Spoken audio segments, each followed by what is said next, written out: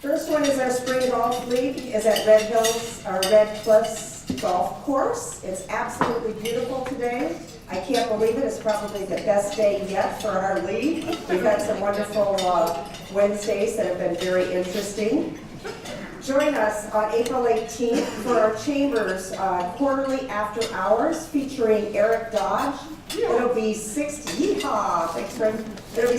9 p.m. at Dixie Elks Club. Please register for it, and it's a free event. Bring lots of business cards to network, and also if you want to bring something to raffle off, please bring that too. It's going to be a really great time. It's going to be April 18th.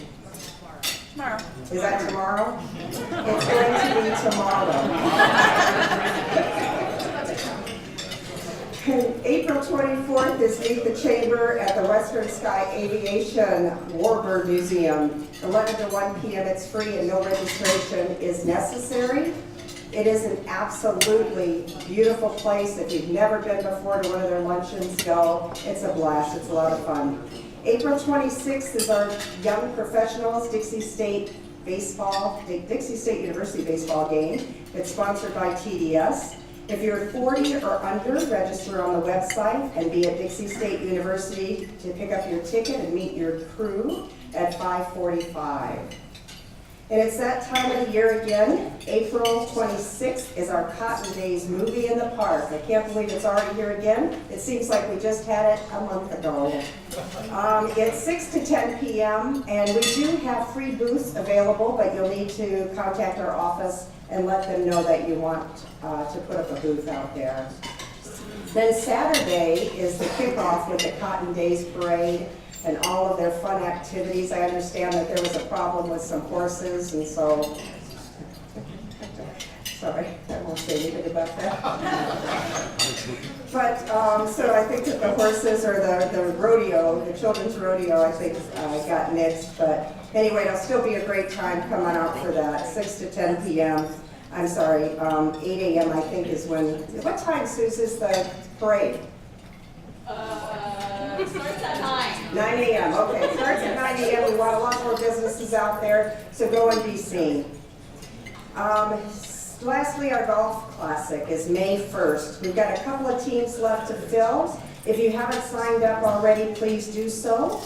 We also have a couple of hole sponsors left, so just contact our office if you want to do that. Thank you to everyone that signed up, your teams, and sponsored. It's really our only fundraiser our Chamber of Commerce does throughout the year, and so we're glad that you helped to provide for us. So I'm so excited today for what you came, and I'm trying to hurry up because I don't want to take away their time to introduce our speakers today. We all know and love them, and that's why you're all here today. First of all, let's just give them all a great round of applause.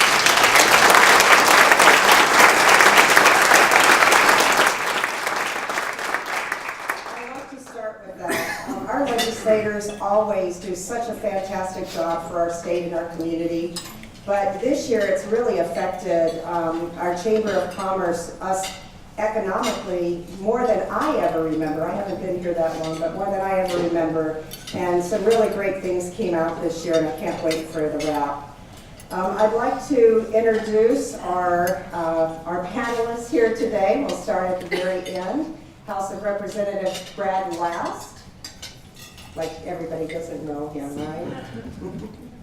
And then we have House of Representatives Walt Brooks, House of Representatives Lowry Snow, Senator Don Ipson, and House of Representatives Travis Seegmiller. And I'm not sure if Senator Vickers is able to make it. He may come in a little bit later, but he also did a fantastic job this year and deserves a round of applause. So our forum today will be, I'm going to ask, starting with Representative Last, to start covering maybe 10 minutes of what happened during the legislative session. Then we'll go down the table, and after that, if we have time, and I hope we do, we'll open the floor for questions. Representative Last. Okay, thank you. First of all, I'd like to welcome everybody to Dixie State University. As you may know, I work here, and always love to get people on campus to see what's going on, and so I hope you have a really good time here. And if there's any problems with parking or anything like that, just let me know. I'll take care of tickets. Or no, Frank will take care of the tickets. Yeah. He's the ticket master.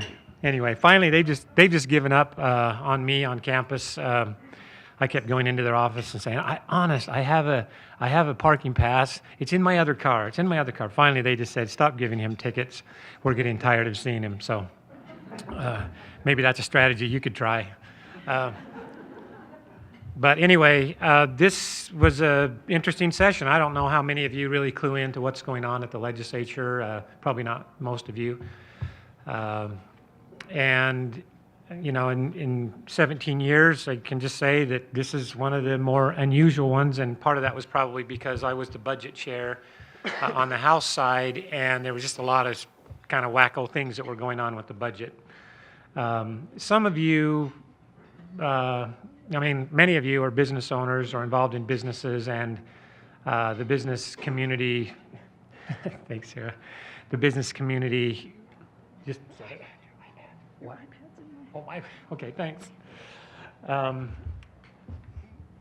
Let's see, yeah, the business community kind of came unglued a little this year because everybody got wind that we were considering changing our tax structure quite a bit, and that we were going to start taxing services. And one of the things that we were planning to do as we rolled that out was to make sure that everybody was affected as equally as possible. And we'll get into more of the details, especially if you have questions, but thank you. We were essentially trying to broaden the sales tax base by taxing more things and then lowering the rate. And we felt like we could do a substantial lowering of the rate. The state rate on sales tax right now is 4.7%. The other taxes that you pay are local taxes. That's why you pay 6.5% or whatever it is down here. But we thought we might be able to get that as low as even 2.7% over time. But anyway, it was complicated, and there were a lot of implications. And when you try to do something like that, even if you do a lot of preparation during the interim, once you all get up there, 104 extroverts all converge on the Capitol, and you start having your input on legislation from your perspective, based on what your constituents are telling you and your own personal value system, you know, things change. And so they were rewriting that bill on a daily basis almost. And finally, we got so far to the end of the session, there was just no way that even those of us that were trying to move it forward could even have time to read the bill. So that ended up not happening. I will say, though, that we have a task force, a tax reform task force, and we will be looking at that during the interim, and we will likely have a special session, hopefully before next session, so that we can get that resolved. Otherwise, it will consume the whole session like it kind of did this year. Anyway, that's probably enough for me. One thing I would just like to say, if you have your cell phones, and which I know you all do, and you want to kind of get a quick and dirty snapshot of the state budget, you can just go to budget.utah.gov, and there's some quick facts that you'll see there. And when you get to a big computer too, if you have a few hours you want to kill, you can go dig around in there. And it really is, there's a lot of transparency in the state budget. It is transparent. If you want to dig hard enough, you can find anything. But you'll see some pie charts, and those pie charts give you an idea of what's going on with the state budget. I'll just say one thing about that that's changed over the last couple years, and that is that on the revenue side, the federal government is now the largest revenue source for the state of Utah. And on the expense side, social services is now the largest expense. Within the last 2 years, that's taken over public education. So those are kind of dynamics that you see going on in our society, and of course it's had a big impact on us. Medicaid is a large driver of the social services cost, and that's going up and will continue to go up over the next few years. because of the expansion that the voters told the legislature they wanted us to follow through on. So anyway, that's enough about that. If you have other questions, I'll be happy to respond later. Hi, I got that electronic personality, I guess. This last session for me was a really great experience.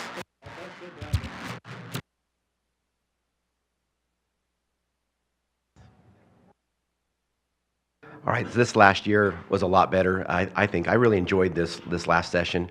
It was extremely busy, but I felt like I had my feet underneath me and had some goals that we wanted to accomplish, and were able to do that. Last year, we worked really hard on how do we manage our state assets. I sit on the IGG committee, which is the infrastructure and general government, so all these buildings and state lands kind of thing. How do we look over them, or do we have enough transparency, as Representative Last talked about?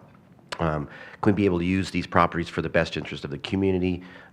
Lowry was a big opponent of that. Sorry. To be able to make sure that we have, if someone is selling a piece of property, because it's our tax dollars, it's our assets, are they being looked over properly? Is there enough transparency going through the right process? So it took 2 sessions to get that bill through. One of the other ones was a local constituent that had made a mistake when he was young, had a felony, but now he's almost 50 and can't work because of that felony he had many years ago.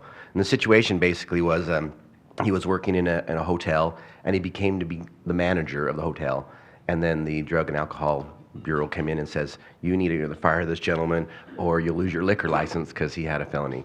And I think all of us up here, we want to make sure that people can work. You know, we want to get people back. If people make a mistake and they can correct that, and they're contributing to society, they can get back to work. And so we made some changes that after a period of time, if they're still good citizens, that they're able to kind of put that behind them and get back to work. I was really impressed with our local judges that we have here. There was an incident last year where a child under 14 was interacting with an adult in some lewd behavior, and it wasn't reading quite right in the code because he wasn't really in the presence of the child because they were using technology, cell phones. And so they reached out, which I thought was great because oftentimes our judges can legislate from the bench, which they're not supposed to do. But he also recognized the importance of having a separate body write those laws, and then they follow those laws when they execute the law. And so we're able to make sure that as technology changes, that the laws kind of stay in place too, to make sure that not only our protections are guaranteed and protected, but also our children are safe in those types of situations. So one of the things I worked really hard on this year, and Senator Ipson was a big contributor to this, was trying to remove income tax off of Social Security. We're one of the few states that still do that, and because of this big tax thing that is kind of caught up in all that, so it'll take another session probably to be able to get that through. But we all up here, we want to make sure that the tax burden on our businesses, on our families, is as low as possible, because we've seen it. It's been proven that when tax burdens are low, that the economy can thrive. You know, we get government out of the way and businesses can do more. So that was just some of my experiences this year that felt good to be part of. Thank you and good afternoon. My name is Lowry Snow. A little bit about myself. I just completed 7 years in the legislature. My home is in Santa Clara, and the area that I represent is western Washington County, Ivins, Santa Clara, part of Entrada, Dixie Downs, Bloomington Hills, Sun River. And being a state representative is a great experience. We represent about 40,000 people, each of us, in our own districts. And when you are on the floor and you're casting a vote, on more than one occasion, you ask yourself, how do I best represent the people that I represent in this vote? And most of the people that I serve with take this effort very, very seriously. It's a rigorous effort, a 45-day session. All of us here at this table have what I call daytime jobs. It's a part-time legislature, and we all leave our jobs for that 45 days. Try to work on them a little bit over the weekends, but it's pretty much we're absent from our jobs and our families during that period. Those are long days, a lot of bills. I think this year there was something like 1,300 bill files open. I think there were 560-something that were passed.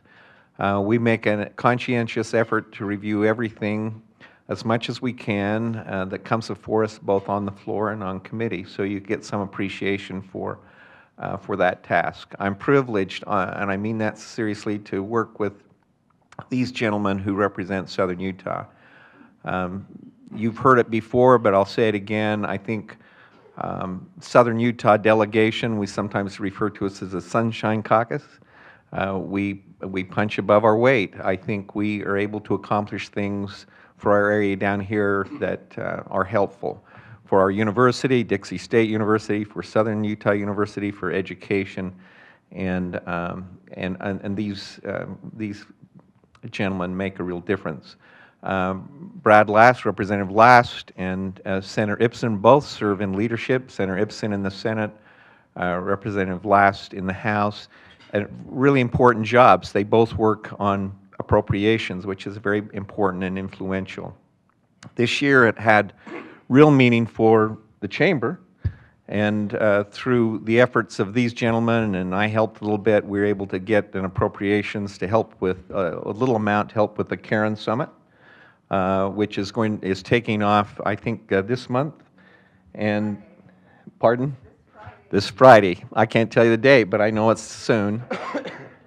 And the reason we're able to get that appropriations is not just about Southern Utah, but it's about developing jobs and developing our economy, not just for this area, but for our state. And it's a pretty big deal. So my assignment is, in the legislature, I chair the House Education Committee that deals primarily with all of the bills that relate to public education. They come before our committee, they're heard, vetted, voted on, voted up, voted down, and that process determines whether they go on for full consideration by the House floor. Education Committee is very active, as you can appreciate. As Representative Last mentioned, it used to be the #1 area of our budget, our expenditures. If we combine public education with higher education, it is the single largest area. In Utah, we prioritize education, and that shows by where our money goes. This year, we were able to fund new growth. That's always a big issue in our state, staying ahead of new growth, number of new students coming into our area and starting school, as well as increase in existing operations. So we did a 4% increase to help our districts, to help our schools, and in some ways we'd like to do more, but we have to, in this state, work within the confines of our budget. Unlike the federal government, we cannot appropriate or spend more than what we have to spend, much like you all operate your own home budgets, I'm sure. So just a couple of things about education. One of the areas that I felt good about is we appropriated more resources this year to mental health services to our young people, our students. For whatever reason, and there's a lot of conjecture why that exists out there, but there is more and more a need for supporting our young people and our schools and our administrators with their students with mental health services. We made a significant investment in that, and I think it's going to make a difference, and I think without exception, every district and every administrator and all the teachers were glad to see that additional support. One of the other things that occurred in education this year that I think is going to be helpful is we did away with school grading. We've had a plan in the past where we graded schools with an A through F or D grade. Not that that wasn't important, but when you just use those flat grades, you're not able to take into account everything that's happening in that school, including whether they're populations of children who many of them can't speak English or speak it in a very limited way, and replace that with more of a in-depth data. So parents and others who are interested can still get the data, but they get more than just looking at a flat grade. The other committee that I serve on is on judiciary. Very active committee. I served with Travis on that committee. And you can appreciate that most, or many, I think most of the members of that committee are lawyers and law trained, dealing with a lot of issues. We handled the 2 abortion bills that came before that committee before they came on for a vote. One of the bills that I ran that started there, that, by the way, was supported by the Chamber, and I appreciate, was the sexual violence bill that provided a path for a victim of sexual violence to obtain a protective order against the perpetrator to give them protection so that they could go to work or go to school without being in fear of reprisals or harassment from the perpetrator. The other bill that I ran, and it relates more a little bit to education, is in Utah we have not had an early education, early childhood commission. We have a lot of our families throughout the state who utilize in one form or another, whether it's health services, whether it is preschool services, information, or they lack information on where the best place to obtain those. So I ran legislation this year that established a commission to help provide that information and also help provide standards for our preschool to provide that information to to parents, so they get their young people that want to utilize those services to the best place. That's probably goes beyond my 10 minutes, and I apologize, but I'll yield if I have any time left to Senator Ipson. Thank you, and thank you for being here. I'm honored to be with you. Like Representative Last said, welcome to Dixie State. I think it's great that they host us. Thank you for having us here. Speaking of Dixie State, if you look over here, somebody brought a picture in. And we're really lucky that the legislature during this past session, thanks in no small part to Representative Last as being chair of executive appropriations in the House, we were able to get the new science building and engineering building funded. So we'll go to work on that.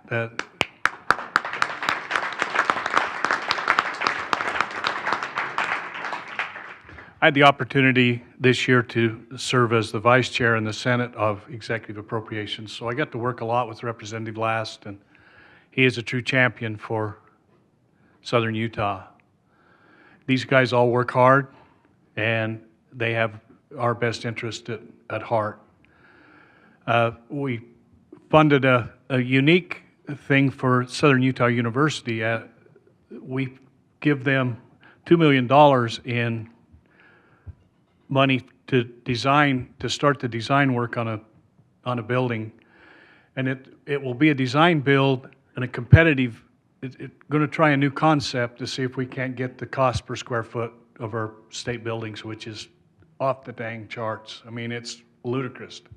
The money that they design and build into these buildings is, we've got to get a handle on that and figure that out. So we've given charge to President Wyatt and his team to get with the people that do this, and we'll see how that works. We're going to try and bring that process forward, project forward for them, another building as well. You know, I was able to be the Senate sponsor on a couple of bills that dealt with youth suicide. It's epidemic. We've got to get a handle on that. I don't think there's a person in this room that isn't somehow touched by suicide in some form or another in our families. And it just is, we got to get a handle on that. As Representative Snow talked, we put some money into mental health in the schools to try to help with that. We put some money in school safety. So we got to work hard on that's. I think that's one of the biggest, saddest stories to tell that we have to tell today in our society is a suicide rate among our young people, among adults. It just touches everyone, and it touches everyone's family, and we need to. And I, you know, as someone who's had that in my family, I don't have the solution to it. But we have to, that's something that we really got to work hard and put what we can to help that. Where it just, this session was unique. The tax reform, you know, we've got a, I don't know that we have a tax money problem, but we have a source problem. The growth of sales tax has not kept pace with the growth of income tax, which, as the economy grows and wages grow, income tax, as you know, all of that money is used for education. So as we move forward with that, the sales tax revenues are soft, and I won't say they're going to fall off a cliff, but our fiscal analysts are concerned that it doesn't keep pace and we won't be able to do it. There's a lot of things that contribute, that I feel contribute to that. I think that internet sales is a lot bigger deal than we think it is. I think it's a predator to Main Street. It's a predator to our brick and mortar businesses, and I think it's also a predator to our sales tax revenues. But there's lots of things that are going to be in play in this. You know, there was discussion toward the end of the session when the sales tax on services kind of imploded. I can tell you that we got messages from everyone. There wasn't a segment of society that didn't weigh in on that, because it does affect everyone, and it affects how we get taxed. You know, the analogy was used that you don't buy a lawnmower anymore, you hire a guy to mow your lawn. And so there needs to be some kind of an equalization felt with that. I think sales tax on food is going to be, that was the thing that late in the session was discussed. There will be a property tax component that maybe comes and be part of that. So we'll see what the task force does with that. But you know, our economy is brisk. We're lucky. This is the best managed state, and it's not by mistake, by happenstance that's the case. The people that serve, and Representative Last referred to it as 104 extroverts. I can tell you that those people all have opinions, and for the most part, everyone's there for the right reason. I can tell you everyone at this table is there for the right reason. You've elected and sent people to represent you that do it very well. And without exception, their votes are made, they believe that what they're doing is right and for the right reasons. There's, you hear people talk about they serve in the legislature because the personal gain they can make. I can tell you that's the furthest thing from the truth.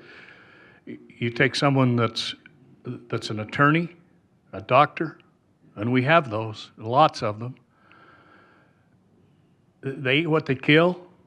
I can tell you they're not killing much while they're there, because their practices really go underserved. And their partners in law firms and businesses, they pick up the slack for that, and we are very well served by the people who are there. And I'm honored and thank you for sending me. I'm honored to serve you, and I'm honored to be there to help you. And I will tell you that my door is always open, my phone is always ready. So feel free to call me anytime you would like. Thank you.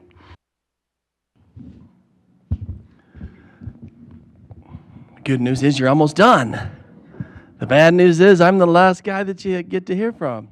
Do any of you, so what I do by profession now, my former profession was as an attorney where I specialized in helping businesses, I'm going to take this out so I don't have to lean over so far, helping businesses optimally engage with the government. So civic engagement on behalf of businesses, government relations on behalf of businesses. That's what I did for almost 20 years before I retired and came back home to District 62. I grew up in Washington City, and where I went to school with a few of you. It's fun to see your faces.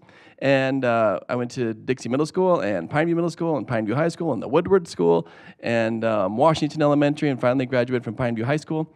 But it's my great honor now, my truly great honor to represent House District 62, which kind of runs down River Road. It's all of Washington City, going all the way north to up to Green Springs and out to the edge of Coral Canyon, near the edge of the Washington City boundaries, and then runs clear south almost to the airport.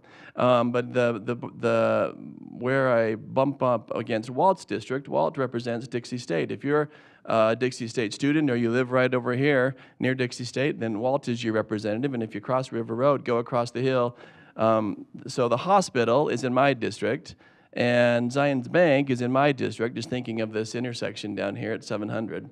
But Maverick and Dixie State is in Walt's district.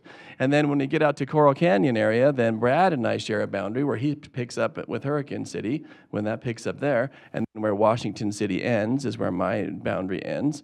And so Walt and and Lowry and I share over by Bloomington, where my boundary kind of runs along the side of his. I had a campaign volunteer put up one of my signs in Lowry's district, and I had someone call me and say, "Are you running against Lowry Snow?" And I said, "Thank goodness, no. There'd be no need for that. I never believe in running against somebody that'd do a better job than I would." So that's kind of where the districts work. And then Senator Ipson sort of overlaps us all. Or almost all of us, as he and Senator Vickers combined their districts as senators. There's only 29 senators versus 75 members of the House of Representatives, so those 29 senators have a lot bigger areas. When Senator Ipson tells you that his door is open and his phone is available, that's a really big deal, because I only represent about 46,000 people right now. Little Valley area, that area is growing pretty fast, so just since I've been in office, it's grown by a couple thousand people, pushing 46,000 or so. But Senator Ipson, I don't even know the total. Do you know, Senator? It's north of 100,000, isn't it? Yeah, north of 100,000 people that he represents. So I think the guys that did redistricting were all drunk too, so that's why those boundary lines. And I have to say I was part of that. So he really does drink on the job. Those boundary lines make no sense. But the number of people come out to be zero. That's what we were after. So one ironic thing this morning is I just check into the restroom. I'm a professor now. I teach. First I taught at Georgetown. Now I teach here in the Hazy building, my office is right here behind us in the business department behind us, where I teach law, business law, and leadership, a big emphasis on the Constitution and constitutional law in those law classes, and also some international economics. My doctorate was in international law and economics, so international investment law and economics, so I get to pick up some of those themes in my teaching. But I run the Executive Leadership Institute here at Dixie State, where we have the capstone class for these students. They have to in order to graduate, they have to do a professional quality presentation before they can move on to become business leaders like you. And so just last week, we were reviewing the rubric, the things they have to do to not mess up, so they have a chance of getting an A. And one of them was smile more, because students with their dour faces, they're nervous and shaky with their presentation. Another one that I put on there was, and don't have any bugs in your teeth, or brush your teeth, no plaque. Which was something I learned from a sales friend doing door-to-door sales. When the pesticide salesman or woman shows up on your door and they've got bugs in their teeth, that's not a very good omen for their ability to get rid of bugs as a pesticide company, right? Because they left their motorcycle out front. Yeah. So I was telling my students just last week, make sure you check your teeth before you come and give your final presentation, because if I can see stuff in there, I'm going to dock you for it. But what's the point? Some of you might have spouses like me who try to sneak vegetables or fruit matter into your smoothies in the morning. And my wife is still pulling that trick on me. She's convinced that'll get me back to the weight that I was when she married me, which is 35 pounds lighter than it is now. And so this morning, she gave me one of those cherry berry smoothies were little chunks of seeds, and I didn't pay attention to my own advice, and as I was walking in the door, I saw a reflection in the elevator where I'm committed the problem that my own students have. So for those of you, or might have, so that I warned my students not to do. So if any of you can see berry seeds in my teeth, they're not bugs, they're just berry seeds, and it's my wife's attempt to get me healthier. So that's the kind of stuff you have to put up with when you're a professor here, a professor giving you that kind of advice. Okay, so it's a couple of things from this session. You've heard from all these great folks.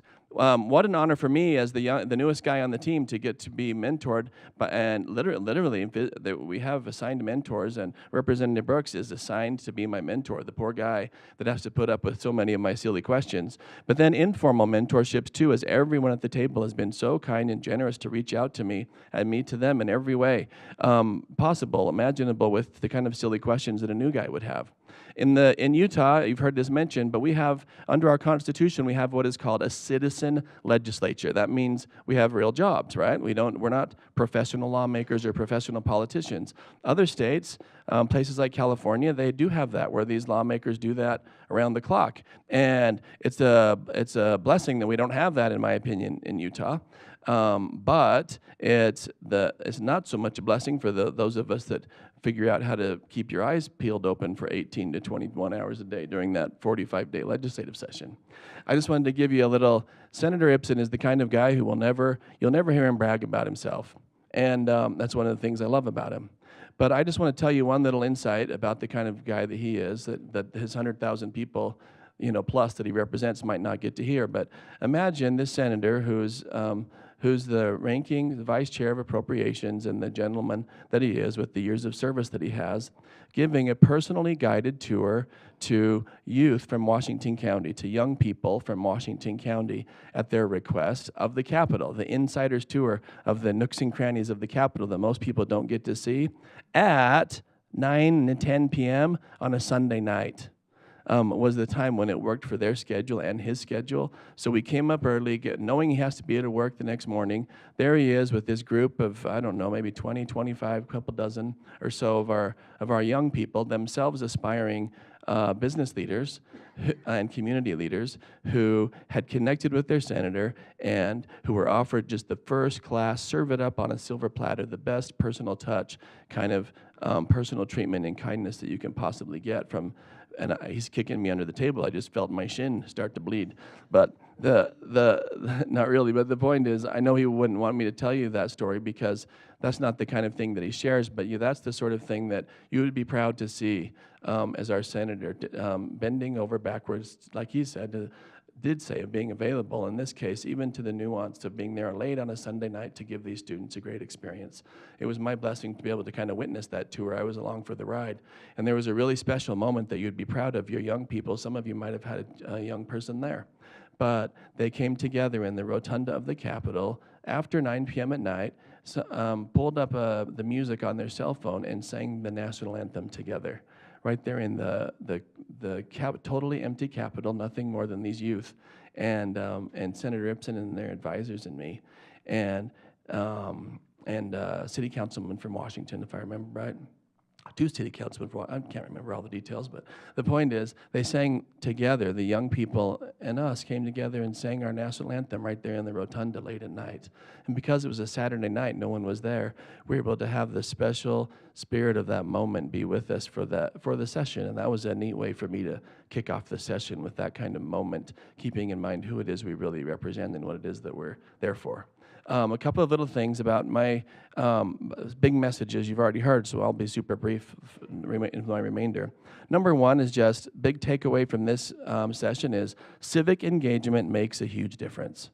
Those of you who reached out to us, everything you told us made a huge difference. You saw something as big as that giant tax reform movement and momentum was slowed down in its tracks because of civic engagement, because of leaders like you communicating with their representatives and senators about the ways that it impacts your business and potentially unforeseen consequences that caused it to be clearly seen that it needed to be thought through in richer detail. That's just one example, but thank you so much for doing that and for being here today to prove that you are the folks that would do that. So that's one big takeaway.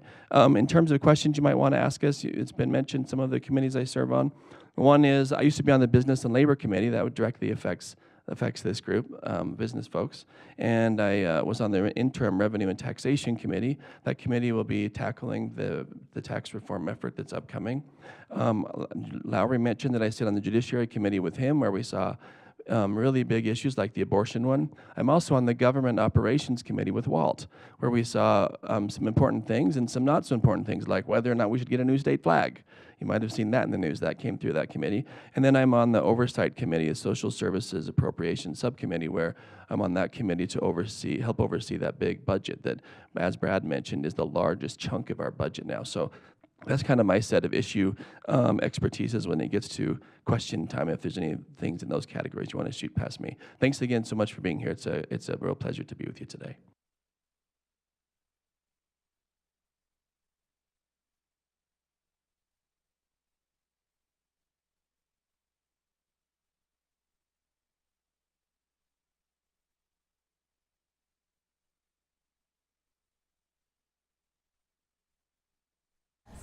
Do you ever, like, your constituents want one thing, but you want something else? Do you vote the way we want, or do you vote what you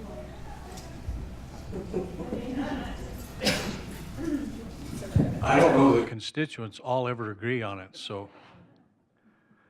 When your majority want one thing, but you, We try to represent the majority. Even if we don't. I want to give you some perspective on that.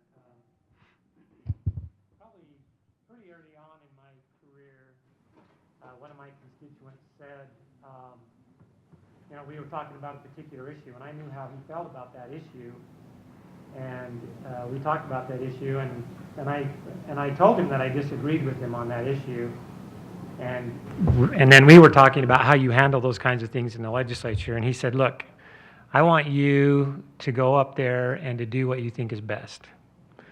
I want you to use your judgment based on everything that you hear in the meetings and whatever background and experience you have, and use your judgment. And if I disagree with what you're doing enough times, I won't vote for you next time. And really, I think that's what you have to do, because we never know exactly what our constituents think, all of them. I mean, we hear from a few of them, and on some issues we know. And that's why we get elected over and over, is because for the most part we do agree with our constituents. But I thought that was pretty interesting perspective from this guy who is what I would consider an ultra-conservative. And we agree on most things, but there's certainly some we don't. But he just told me, use your judgment. That's what I expect you to do. I would just say, elect the people who reflect your values. Like, go do what it takes to make sure the people who are elected in these offices are ones that do reflect your values. So that the person, when they vote their values, they're also voting your values.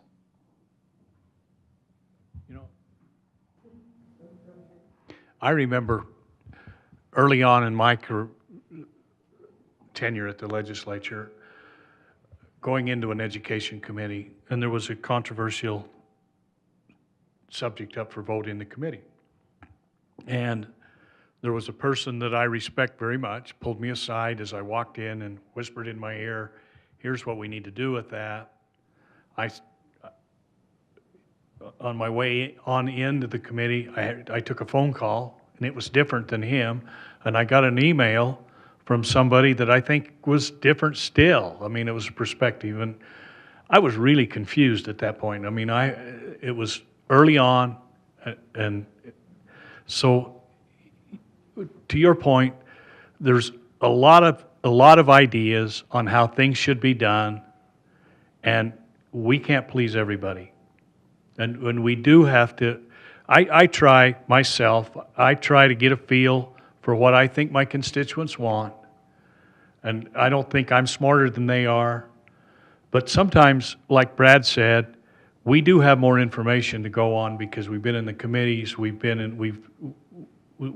the things are flushed out. And so if we don't always agree with the way you think we should vote, there might be a really good reason for that. And it might be that you have a minority interest, that your neighbors around you don't necessarily agree with you. That's the thing that makes it hard. You know, we have people that say, I'll never vote for you again because you voted a certain way, when in fact there's more people want us to vote the other way, and I guess that's certainly your right to not vote for us. So that's the way a representative form of government works. Nina, I'd just like to add to that. So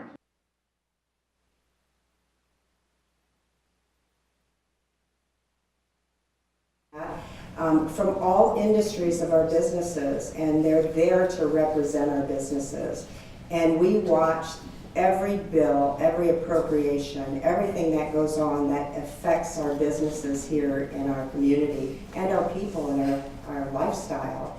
And we write up and go up to the Capitol during the legislative session, and we meet.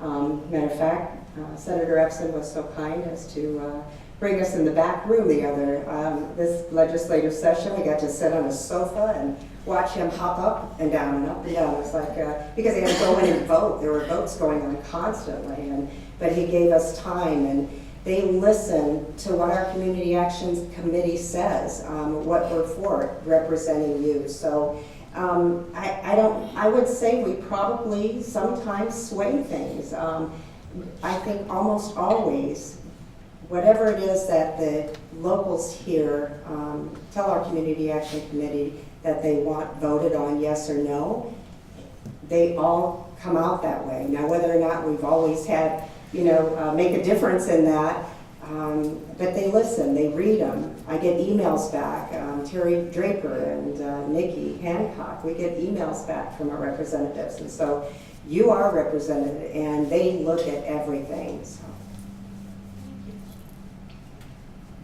Susie has a mic.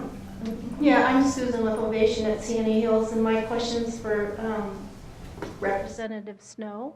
I sat by one of 20 presidents for Intel, and he told me that our country is behind in technology, Israel being the #1 country in the world, and then China, and that we're not starting our children in school young enough with computers and in the technology programs, and Israel's starting them, and actually even in preschool, they're getting them familiar with it, and then clear through kindergarten. Is Utah starting to look at that area so that our country stays on top of that knowledge?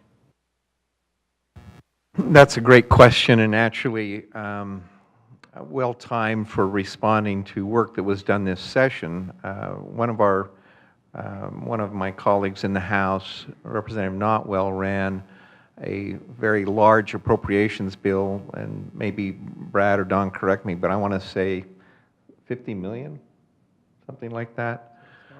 That's how it started. It got trimmed down, and that's Representative Last's job to do some of that. But the amount that came out ultimately was significant and earmarked and dedicated to retooling and revising the technology approach in our schools. That isn't to say, and I think all of you who have young people attending school know that our young people are not illiterate when it comes to technology or computers, but oftentimes the training that they get in school is not necessarily always directed towards a field in technology. And I think that's one of the things that those technology leaders in our country are concerned about, is that the level of training that our young people are getting are not keeping up with the rest of the world. But I think Utah is paying attention to that, and as demonstrated by this last appropriations, and I think they're doing more of that. And I know it's only been a few years ago since I became involved that we've dedicated a significant amount of money to STEM emphasis in our schools as well. and enriching our kids with science, math, engineering, and technology, all in the hopes that we align their preparation with where the jobs are going to be. It's certainly an area of concern. Now let me tell you about the other side of the coin, and that is there is also a concern that is expressed by many parents that there is too much emphasis on technology, that we put too much, or we spend too much of our children's time in front of a monitor in school or otherwise with education programs. And what I've said is I think that the technology becomes an important training in our school. It becomes an important tool, but shouldn't, and I don't think will take the place of a teacher, a live teacher and live instruction. It should always be something that's used to accommodate the instruction, but not take the place of. But I think our education leaders are always looking ahead to benefit our children and keep them as much as possible up to speed with the rest of the country.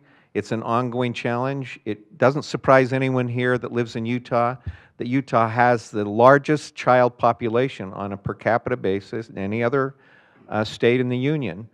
And so when you hear about our education funding being at the lowest, that's part of the reason why, is we have more children on a per capita basis. We have a limited number of taxpayers, and we dedicate, as I said, the largest portion of our budget towards higher ed and public ed, but that can only go so far. But what our teachers do and administrators with our young people is phenomenal. And I always have to offer a disclaimer. My wife's a teacher, so I know how hard our teachers work. But what they do for our students is remarkable and phenomenal. And when you look at our scores compared to other states, in terms of what other states spend on a per pupil basis, I think you'll agree with me that while we are not always at the top of the chart, with where we are and what we spend is pretty remarkable. Hope that helps answer your question. Great outcomes. Yeah. Look at the poster that went up. We mentioned this building, right? That if you think of doesn't say STEM exactly, because math I think is going to be housed somewhere else. Is that right, President? But everything else, we've got science, engineering, and technology. There's the new building. That's an example of the legislature's commitment statewide. It's not only here at Dixie. Dixie is a point on the spear. We're going to be a part of the cutting edge because of such a high need for our young people to have the opportunity to go into these fields. And so this kind of commitment and investment by the taxpayers, it's your money, right, that are building these buildings, our money, not the legislators, but all collective taxpayers' money, is all part of this a statewide effort to try to do a great job in the technology space.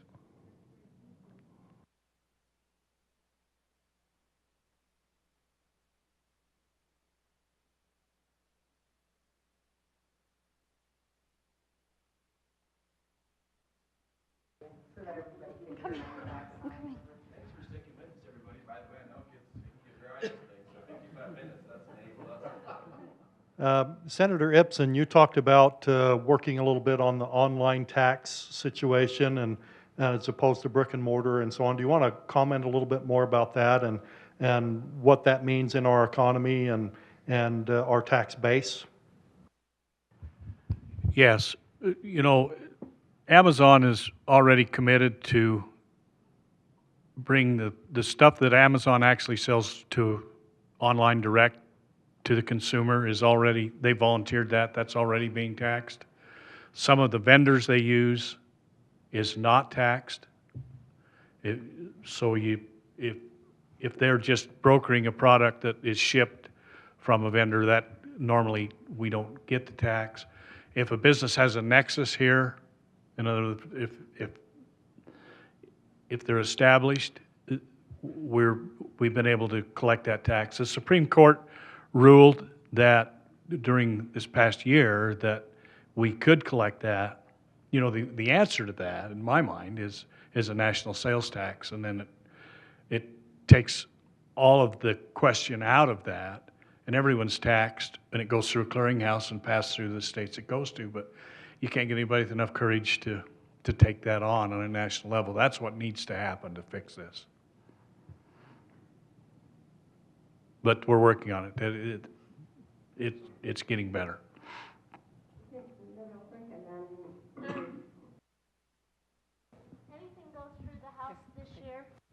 Has anything gone through the House this year or the Senate for the senior citizens? You know, any extra money to go to help the seniors?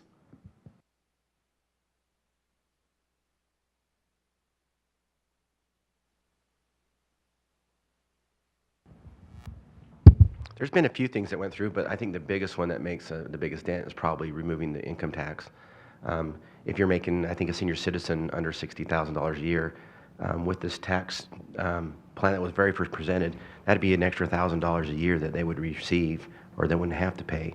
So we're very conscientious to everybody, and we have part of this healthcare thing was those that were kind of in that gap, that they don't make enough to qualify for Medicaid, but they make too much to do anything, can't afford. And so we look at those people, we look at the middle class, which I think a lot of us fall into, and we look at the seniors who, I live in downtown, and you know, I've had to work with a older lady that had a piece of property, but she's on a fixed income, and the property value keeps increasing, and she's still on her fixed income, and got to the point where she could almost lose her house because she wasn't paying her taxes. So there's circuit breakers in place to make sure that if someone's in that situation, that their tax does not increase with the value of their property. So there's a lot of things that go into play to help our seniors. Thank you. And President Williams, I saw your hand up. I don't have a question. I just want to say thank you for your advocacy. I don't know if many of our community members know that our base budget here has increased over the last 5 years, close to $30 million, and it's primarily because of these gentlemen up there. So we're able to maintain the most affordable education because of their advocacy, and I've wanted to publicly thank them for being able to open their doors and allow us to advocate, and it's just been a great pleasure to work with these men up on the Hill. Ben, I think you've done well with it. The growth of Dixie State has been phenomenal, and you've been good stewards here of that also. Make a comment, Pam, if you wouldn't mind. I asked Sarah to bring this picture in, or this rendering of the building so you can see it. And the way that picture, or that rendering sits is pretty close to what you're going to see, so I just wanted to point out where that's going to be. So this new building is going to sit just to the right of the Eccles building there, and you'll enter on this basement level just north of the fountain. So it'll sit right there. We're bringing the building as far south as we can so that it doesn't interfere with the fountain, but we also expect to have a second phase of this building at some point in time. We want to have room between the building and the parking lot. So that's why we're going to kind of move it south. But that gives you an idea of where this building is going to sit. Just to give you a perspective, this building that we're in right now is 180,000 square feet. The new building that's being built is 155,000 square feet. And this building will be 120,000 square feet. So these are big buildings, and we have 110 acres, maybe with the elementary now 118 acres, and we're not going to get any more, most likely. So we're going to build tall buildings, 4 or 5 story buildings when we build them, and I don't know, we figure we can handle at least 15,000 students here and maybe more. So we're about 10 now, so we're on our way. Thanks for your help with this, though. It's great. And Frank, I need to mention Frank, too. Frank Loico, he's been up there for many years and set the stage for this. You know, we were the #1 priority, but that was because a lot of people, including Frank and Henry Walton last year, and the president for the whole time he's been here, have been up advocating for this. But this will change the face of Dixie in a really important way.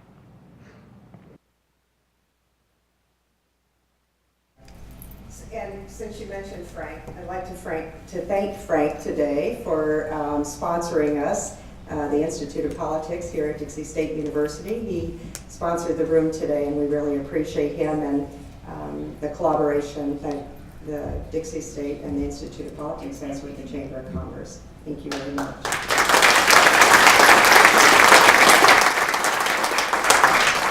Any sheets at golf?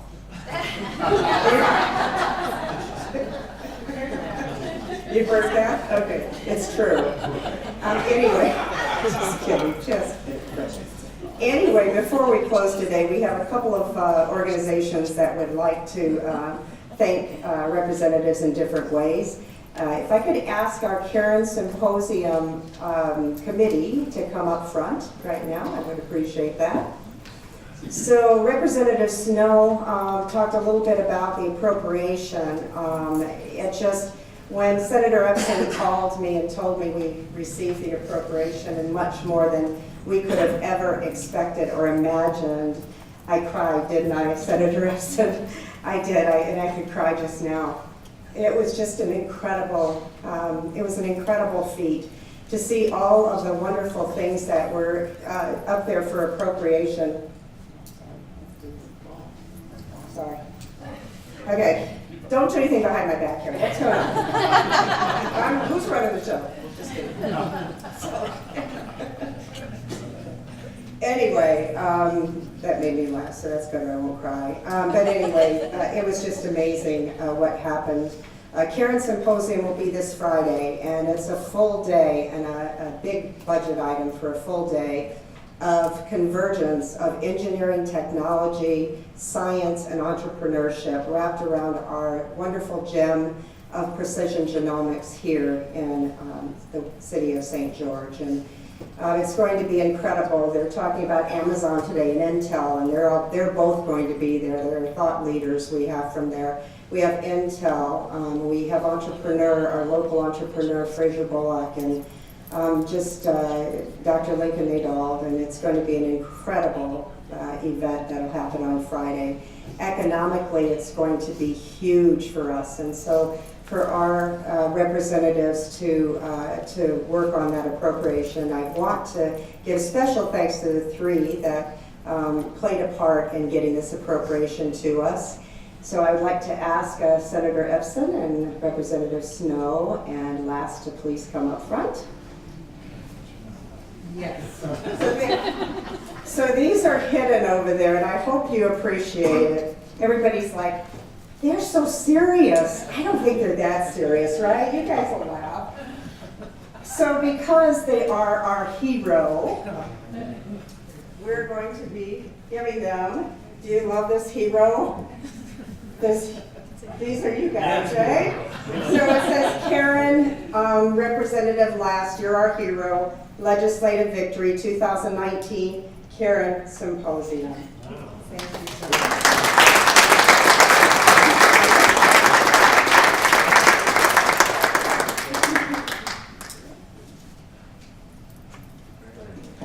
Oh, Susie wants a picture, so.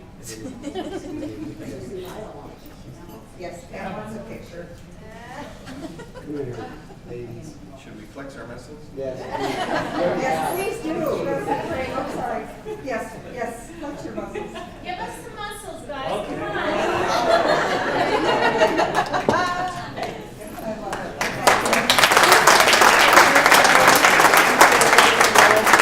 And we also have our Community Action Committee that we work so closely with you during the legislative session and throughout the entire year. We meet I think almost every month. There's a great group here. Can I ask all of our Community Action Committee members to please come up? Where is everybody? Come on. Come on, John. Tyler? Oh, it's still tax season. Poor Tyler. Tyler Hall, he's stuck to his desk. So rest of the representatives, please come forward.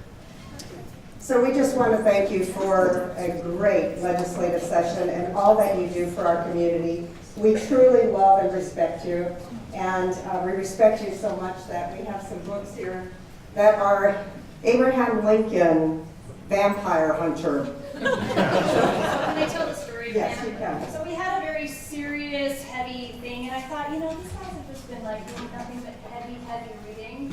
So if you hate this book, it's my fault, because I thought it was both political and completely entertaining. And it's 10 times better than the movie, so. And we want to hear feedback after you read it. Thank you.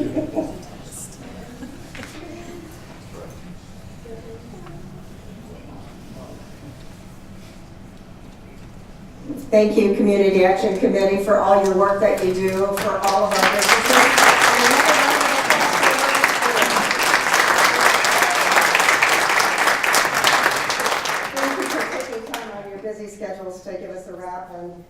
appreciate all that you do. Thank you, everybody, for coming. If you'd like to share this with anybody or look at it again, we thank Dixie State University's Community Education channel here for filming it for us, and you'll get it in your newsletter. You can watch it at youtube.com/community education channel. Thank you very much, and I hope to see everyone soon. Have a great day.